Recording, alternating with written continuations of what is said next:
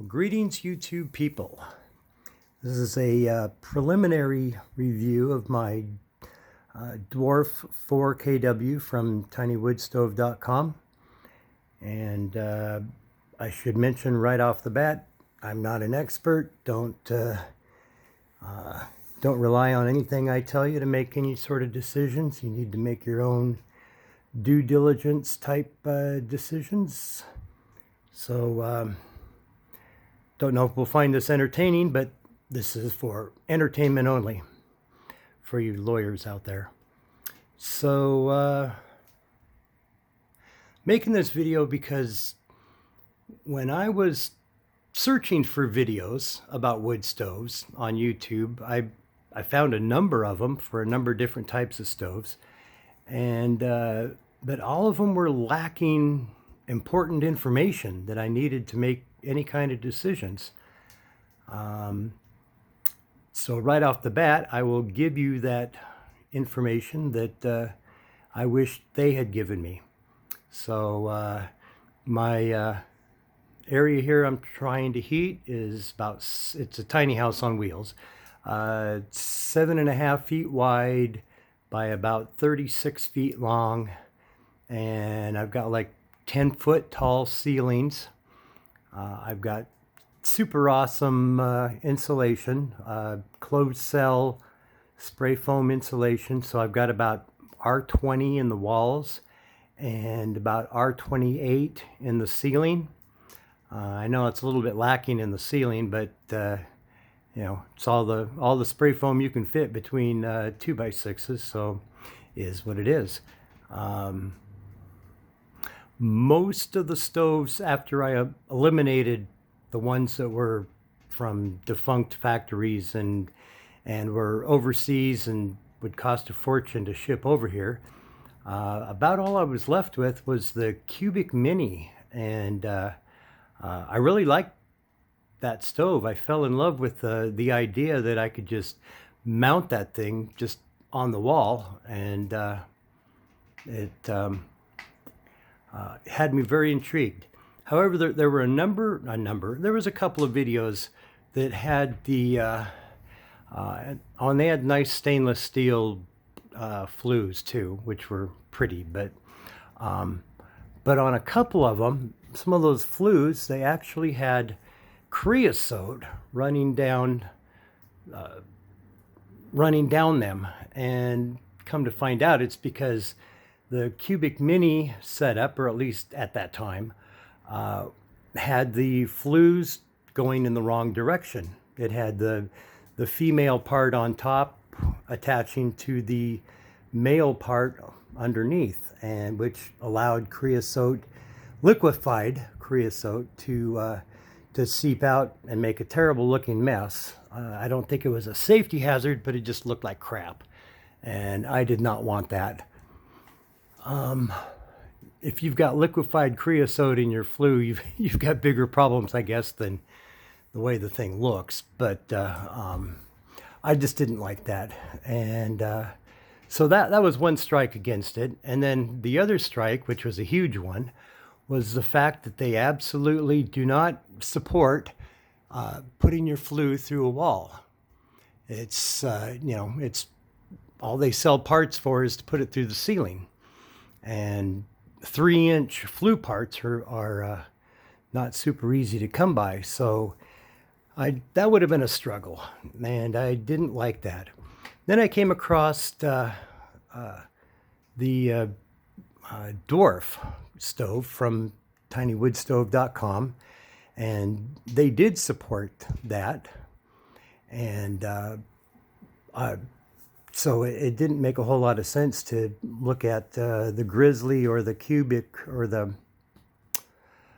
Cub much further. I had kind of settled on the Grizzly until I decided that just wasn't going to work, and so I've got the Dwarf4kw, which is probably the equivalent of the Grizzly. KW, I'm guessing, means kilowatt, because 4 kilowatt would be right around 15,000 BTUs. and I think the Grizzly said that it was rated at about 14,000. So they're about the same. And although for some reason my stove will take larger pieces of wood than the Grizzly would, so I'm not quite sure what's up with that. And the Grizzly is only like 45 pounds, which I thought was a kind of a good thing. And without thinking it through, I thought that was a good thing. The tinywoodstove.com says that the Dwarf 4 is about 100 pounds. After trying to lift it and having helpers help me lift it, I'm thinking it's more like 120 pounds, but maybe that's just me. I don't know, but which seemed more typical, but I didn't think a whole lot about that either. Until later on when I realized that the stove was staying good and hot well after the fire went out. And of course, that has to have to do with the mass of the stove. And one YouTube video I saw, they commented that after about an hour after the fire went out, the stove was dead cold. Now, I don't know if that was an exaggeration, but my stove, after I've thoroughly gotten it hot, which takes a good hour and a half to 2 hours, it will stay good and hot for a good solid 2 hours afterwards. It's being too hot to touch still, even after the fire's out. And that's a good thing at night when the fire goes out at in the middle of the night. It's going to continue to give off heat for a couple of hours. So that was a plus. I should add that this preliminary review is probably going to be mostly helpful to people who are looking to put in a small wood stove in a cabin or something out in the woods where you're just going to visit it on weekends or something like that, because I'm not living in here full time. This is, as you can see, a work in progress. Hopefully by next fall I'll be living in here, but at the moment, no. So, because probably the summary of my review would be that for this size and type of area, the 4kw is undersized. And that's really my own fault, because the BTU calculator at tinywoodstove.com told me that I really needed about 17,000, and that's kind of a minimum, 17,000 BTUs, which was a 5kw. And that was kind of based on low temperatures of about, outside low temperatures of about 20 degrees, which is kind of the typical temperature in my neck of the woods. When I tell it 10 degrees, which it will get down to a few days of the year in the winter, it again tells me I'm going to need nearly 20,000 BTUs, which is the 5kw. And then when I tell it 0 degrees, which we don't normally get, but this year we got several days of at 0 or near 0 degree weather, and they told me the 5kw plus I would want some supplemental heat. So according to them, the 4kw was probably going to be a little undersized, but me being so damn smart, I figured, 4kw looks like it's going to do the job. So that's what I got. I'm hopeful that this fall I'll be able to make up the difference with I'll kick on the propane oven, for 20-30 minutes in the morning or something to give me a quick blast of heat while trying to get the stove heated up. But I know right now, if I try to take this room from dead cold, which right now typically would be about 35 degrees, and get it up to 70, I struggle like crazy. And I have to run it for several hours to get it up to that point. So typically what I do is I kick on my little propane heater there, and it's about 30,000 BTUs, and it warms the place up pretty quick, or takes the chill off at least, and then I shut it down and let the stove take over after that. And of course, it's an unvented propane stove, so it pumps a lot of humidity into the air. So I try not to run it very much, just a quick blast to take the chill off and let the stove do the job. tinywoodstove.com sells for their stove little heat shields that can go on the side of the stoves and in the back, and they're like I think it was $185 for that. It's all pre-cut, pre-drilled, the whole bit. And I thought, man, I can do that so much cheaper. So I went and bought some like floor tiles, and which is what I've got on there now. Drilled holes in them, and they actually work pretty good. The only downside is that they are extremely tough. And I spent probably a good solid hour to an hour and a half on each hole. And there's 12 holes. So you can see, and then one tile, after I got 3 holes drilled, I managed to break, and so I had to go buy another one and start all over. It's not a situation I would ever repeat. So if any of these ever break, I'm just throwing them all out, and I'll bite the bullet and buy the ready-made steel ones. On my flue, and this was a suggestion from tinywoodstove.com, was to take a little larger piece of flue pipe.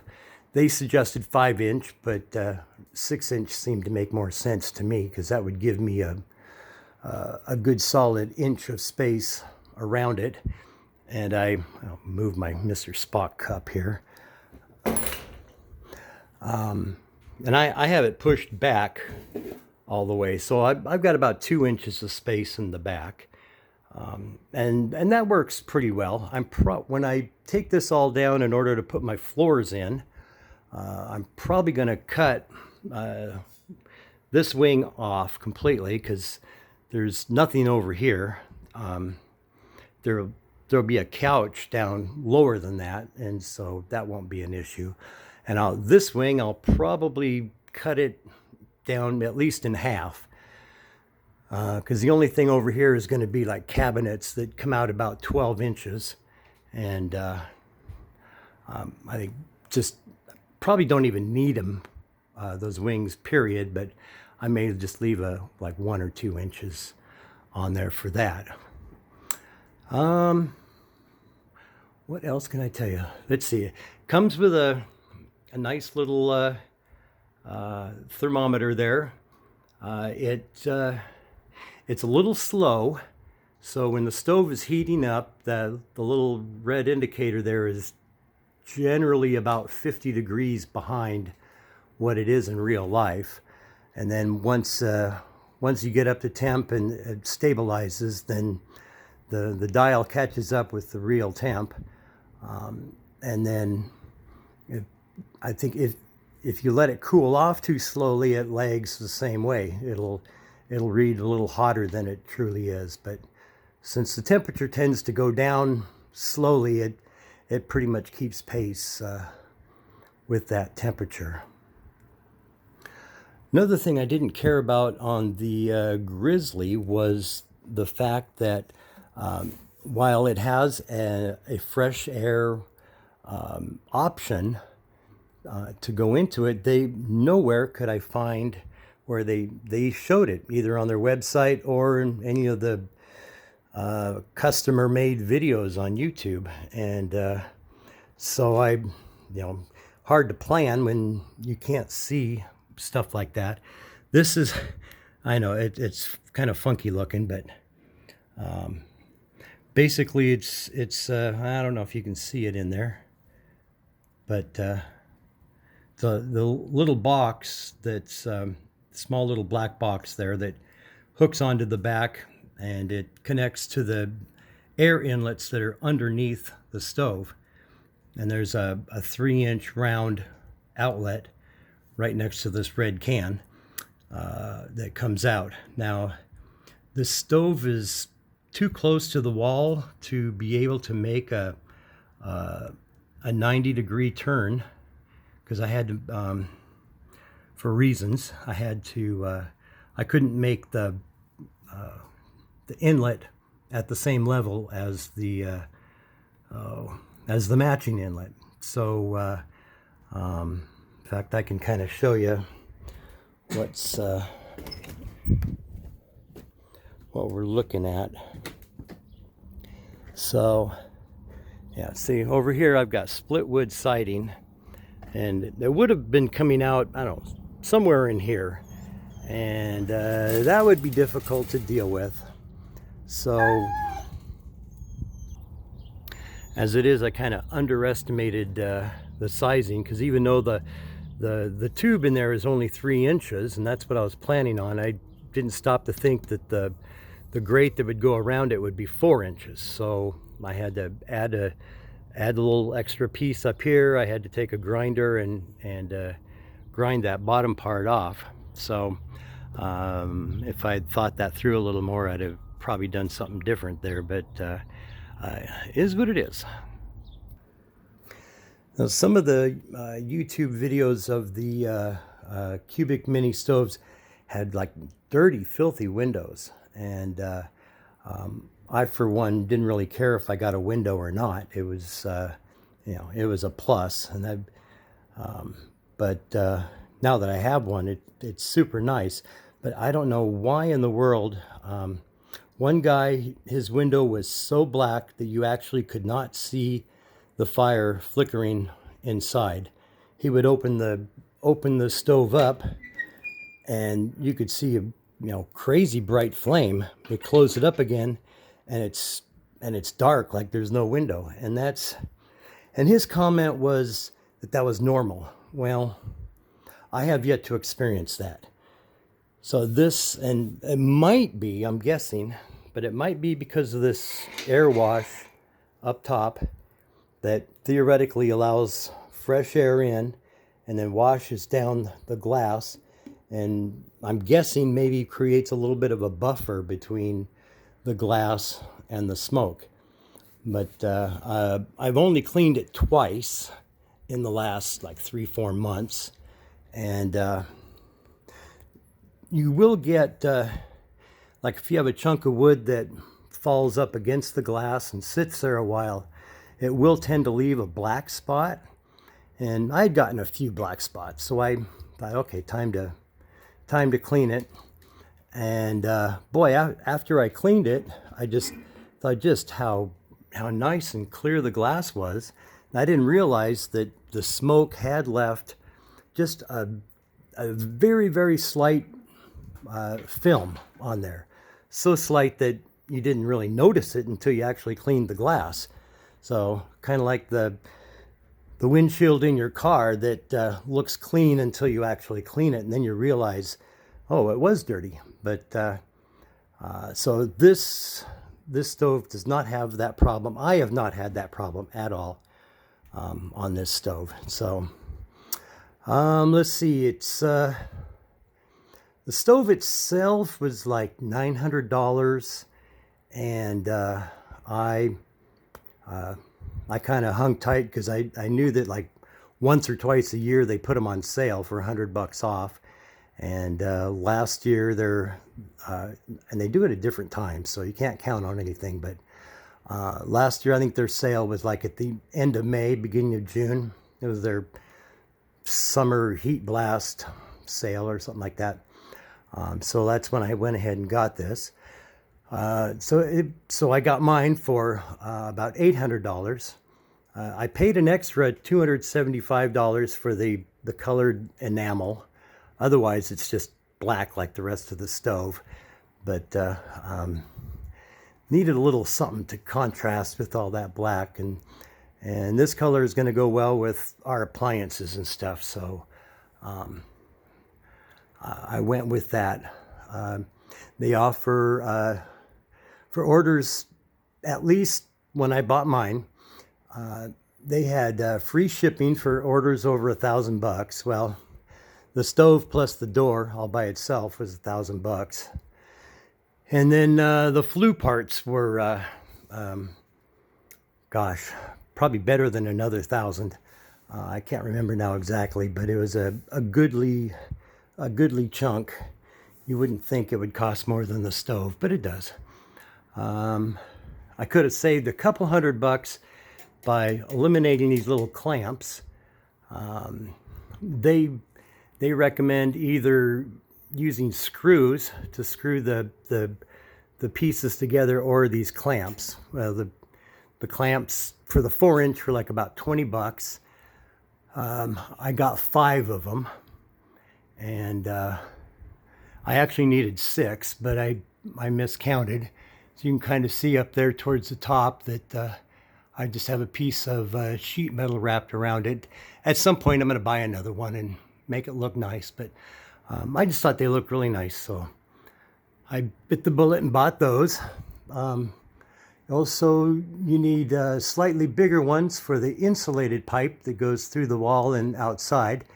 So I got 5 there for $22 a piece, and I miscounted there too. I got to buy 1 more of those at 22. So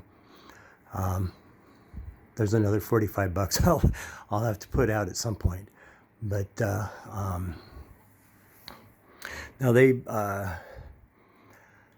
I had already gone ahead and put up this blue roofing for shielding, and which I really didn't need to do. I think I could have just added, a couple more of these things, and then with the shielding on the sides, it would have taken care of it. But it was already up, and I think it looks good, so it's fine. Gives me a handy place to hang my tools. These magnetic hooks, I got like 4-pack for $5 at Harbor Freight Tools, and they're good for hanging stuff up. And then on the log up there, I needed a little bit of shielding there, so on Amazon you can buy these blank license plates and customize them. And that was the name of a bar I did karaoke at for about 10 years. So, and that was their logo. So kind of a soft spot in my heart for them. So I had that made, and I'm using that.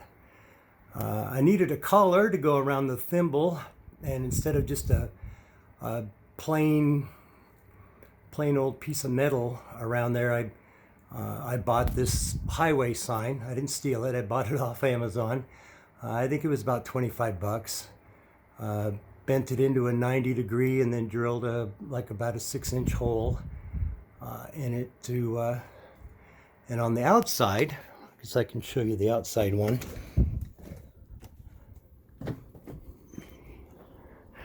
I've got Highway A1A, which is a Florida highway. My son lives not too far off that highway, and that highway gets a mention in Vanilla Ice's Ice Baby. So I just thought that would look kind of cool. So I did the same thing with that.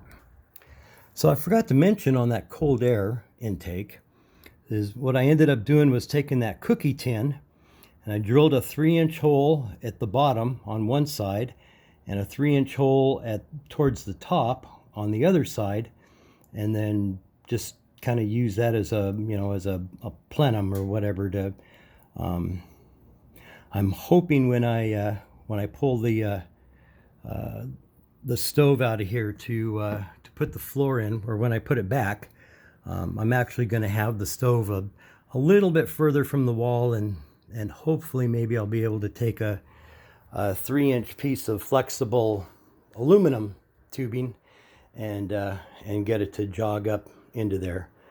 But they do make those that you can buy on Amazon, but they're for dryers, and they're 4-inch instead of 3.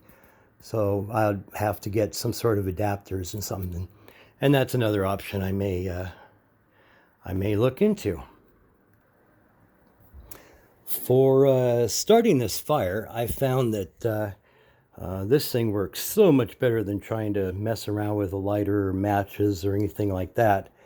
I think I paid like about 15 bucks for it at Harbor Freight. The gas, I think I paid about 5 bucks for, but that,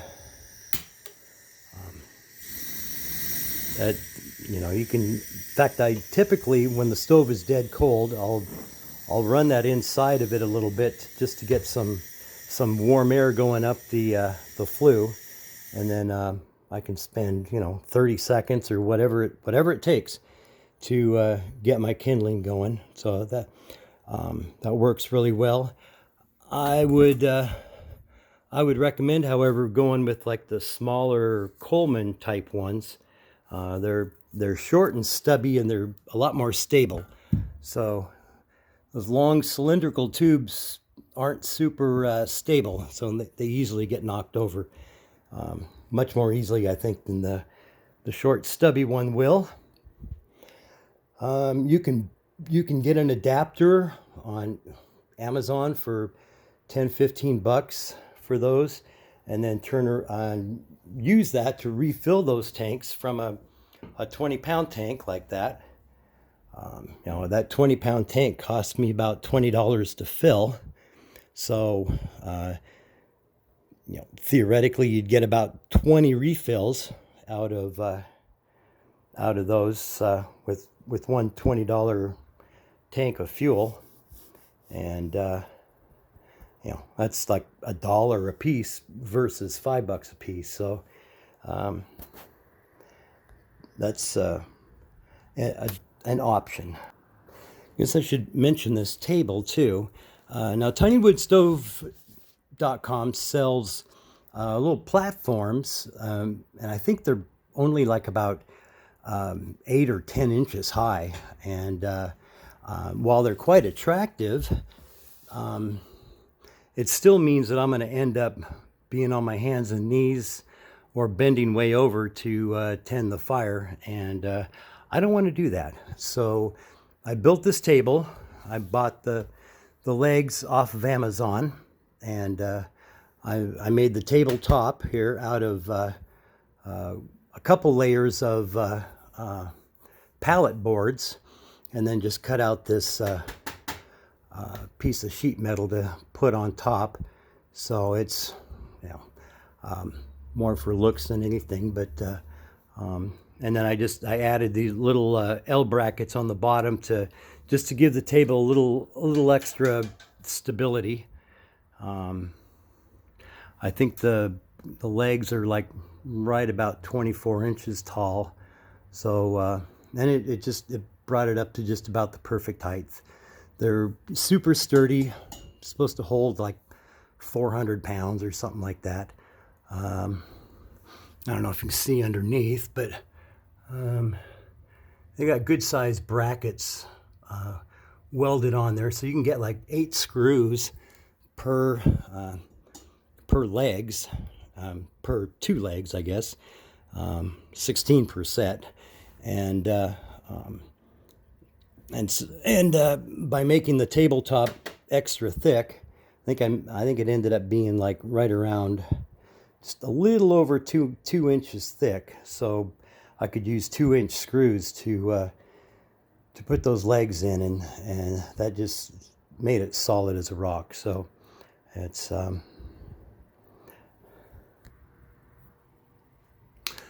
also well, we've got a couple of fans. Probably just when I go to move in here, I'll probably just have the one up there, but they're awesome for getting the heat off the ceiling and back down towards the floor. This one I've got here will oscillate back and forth. It'll also oscillate up and down. See if I can, and it's got a remote, so I don't have to climb up there and fiddle with it. But so it's almost fully articulating, and does a really good job. So, and you can also just set it to be in one spot. So let's see here. There, and then, so now she's just blowing in one spot. Now I got this other cheap little crappy fan, which will probably go away, or I'll figure out something with it. But I have it aimed right at the flue parts, because every once in a while I go a little crazy on adding wood, and the flue, according to the flue thermometer, it gets up into the too hot zone, and so I'll kick that on, and it blows air across the flue, and it does a pretty good job of cooling the flue back down in a relatively short amount of time. So that's about all I can think of. I didn't have notes or a script or anything to go by, so I apologize for kind of jumping all over the place with this.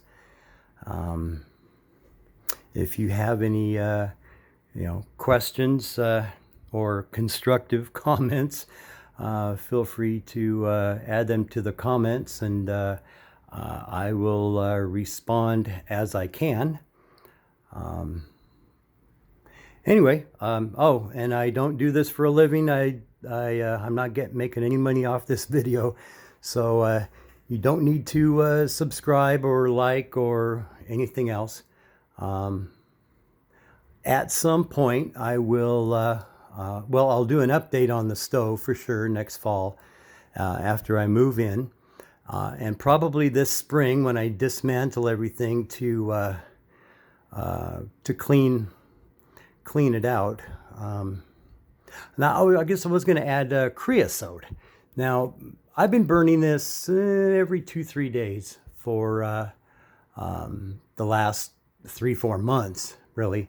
And so I just went up and pulled the cap off the cap off the bottom and the top of the outside flue parts, and barely any creosote. I mean, there's just a little bit stuck to the sides. There was a little bit in the bottom cap. The bottom cap has a capacity of about, I don't know, maybe two cups, but and just the loose stuff that had fallen out on its own. Nothing I caused, and I just put it in there. It's nice. So the stuff that was stuck to the flue pipes was a little more moist. It was almost like damp dirt. So, but one guy with his Grizzly and his 3-inch flue commented that he took his out and he had like about a 1-inch hole for smoke to go through. It was clogged that badly. And and that was just like after a couple of months. That's just crazy. He's burning the wrong kind of wood, or wet wood, or his fires are not getting hot enough or something. I don't know, but I am not seeing that issue whatsoever on this. So I'll be interested in the spring here, which is another month or so away. Well, it's spring now, but warmer spring when I'm done running the stove. Be interesting to take this part off and see what's in there, get it cleaned up, and kind of get an idea of how often I might have to do this during the winter. So I'm certainly hoping for just once or twice per season and not monthly. But time will tell on that point. Anyhow, again, if if you want to see any of those videos, you can subscribe if you like.